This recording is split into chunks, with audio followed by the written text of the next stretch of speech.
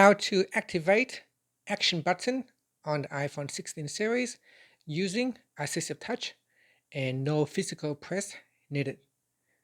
First, let's return back to the home screen by swiping up at the bottom of the screen. Now, in order for you to use AssistiveTouch, first you need to turn on the AssistiveTouch feature. To do so, on the home screen, tap on Settings. Then in the Settings screen, I'm going to go back to the main Settings page. Next, we scroll down and then tap on Accessibility. Then we go down and tap on Touch. Next, tap on AssistiveTouch. At the top here, tap on the AssistiveTouch toggle button to switch it on, and then swipe up to return back to the home screen.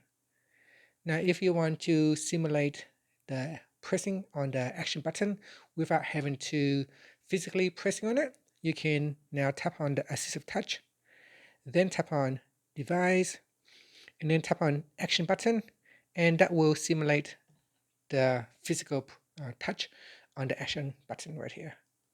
As you can see, I can press on it to turn it on or switch it off.